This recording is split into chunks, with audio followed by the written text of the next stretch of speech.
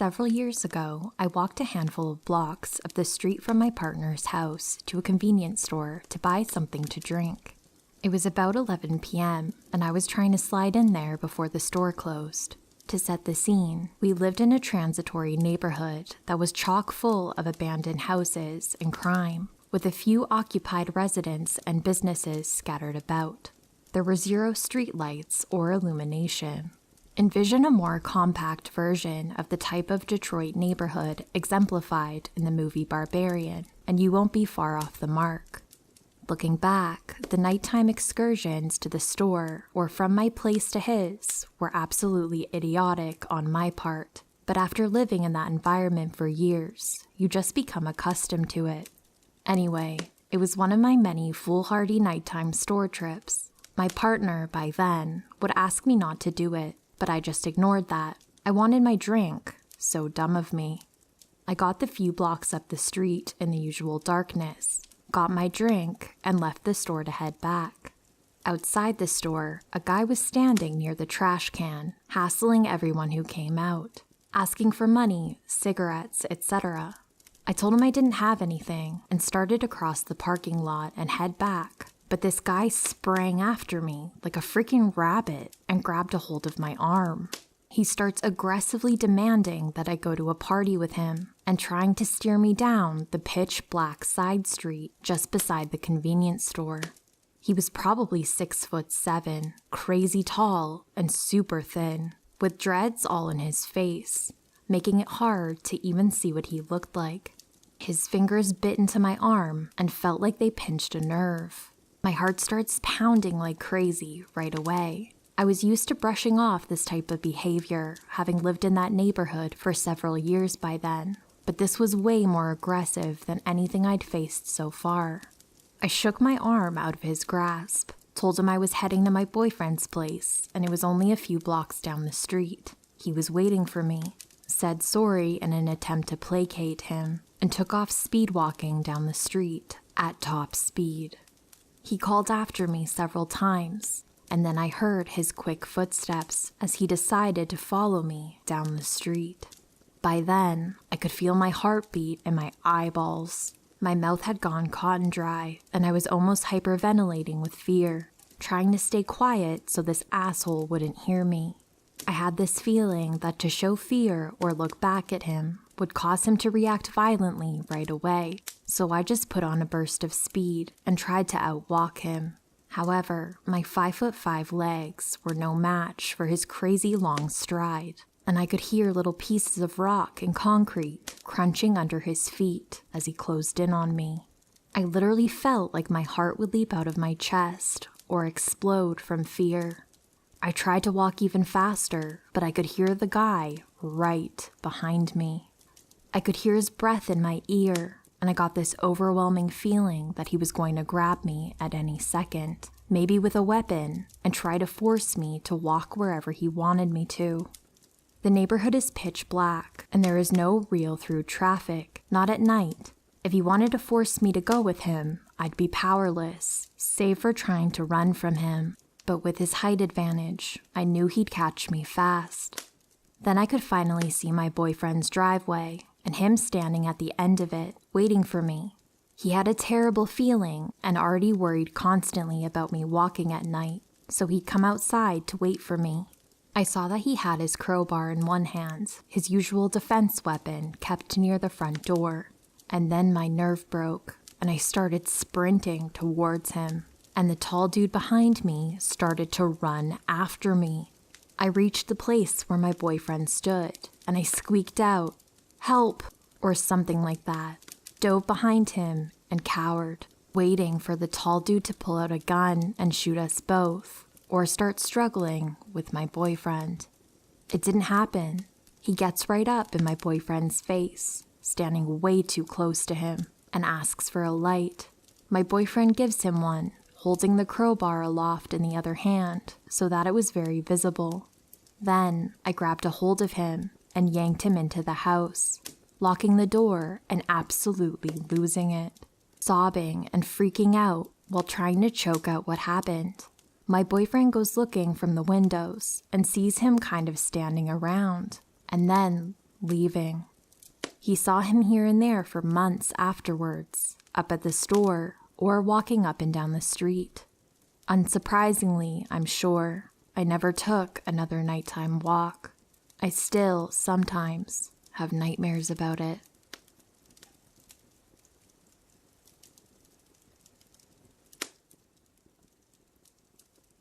I was 11 at the time and living in a nice suburban area. We had recently moved into this house that my parents had built, and it was our first home versus rented house in a sketchy area. It was a very nice neighborhood. The whole family made friends quickly with lots of neighbors, but especially the ones 3 doors down. They had a daughter my age, I'm male by the way, and a daughter 5 years younger, which was the same age as my sister. Our parents got along well, and we began hanging out quite a bit for barbecues at their house or parties at our house, etc. Friendships were formed quickly and seemed to be very strong. After a year or so, I started realizing things weren't what they seemed. I remember seeing police cars at their house a few times in the evenings, and when I'd ask my parents what was going on, it was always nothing, just checking in on them type answers. I was no genius, but at 11, that didn't add up. Why didn't the cops just check up on us? One day I'm at their house, playing and hanging out, and the daughter goes across the street to get another mutual friend, which left myself and the father alone in the house.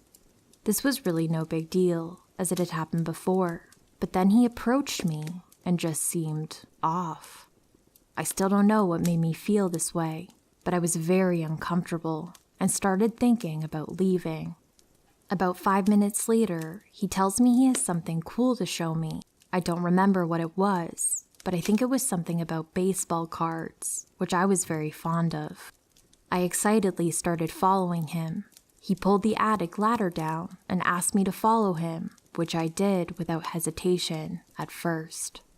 Then something happened, and I still can't process what it was.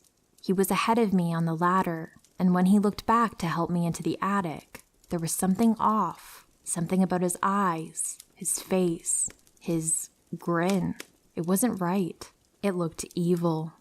I can still see it clear as day and can't recognize exactly what it was that set my alarms off. Whatever it was plenty, because I jumped off the ladder and ran out the door. I sprinted all the way home and was choking back tears when I busted through my front door. Mom was there when I came through and could see I was obviously out of sorts and immediately started calming me down. As I came to my senses, I explained what happened. My mom was concerned with how scared I was, but mostly brushed it off to me being scared, young, silly, etc. Shit you not, that same exact night, I was woken up around 3 a.m. It was my mom sitting on my bed, and as I awoke, she held me like a baby. I remember how she smelled and how tightly she held me, and I remember her tears hitting my cheek. Eventually, I saw out the window to the neighbor's house, surrounded by police and fire trucks, etc. The neighbor dad had unalived himself and his daughter in the attic after a standoff with police. There isn't a doubt in my mind, nor in my mother's. That would have been me had I made it into the attic. I still get chills thinking about it. So neighbor man, let's not meet, even in the afterlife.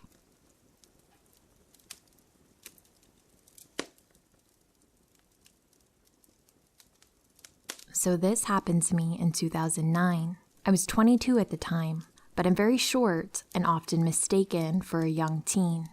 I had just had a driving lesson, and while normally my instructor would drop me off in front of my house at the end of our lessons, that day he had somewhere to be straight after and dropped me off at a nearby bus stop. My apartment block was about 500 meters away at the end of a long stretch of quiet road. It was an area that was being built up at the time, so there were a couple of abandoned old houses to the left and the right, and my apartment block at the very end, and that's it. It was rare to see cars there that weren't just going straight to the apartment block, because there was just nothing there, except for a clinic a couple of streets away. so you could occasionally get someone who's lost, looking for directions. So it's around 8 p.m. and it just got dark outside. The street is barely lit, but it only takes a few minutes to get from the bus stop to my house, so I don't think anything of it, until a car drives past me, but then starts backing up until it's driving slowly beside me. A woman is driving and a man is in the passenger seat.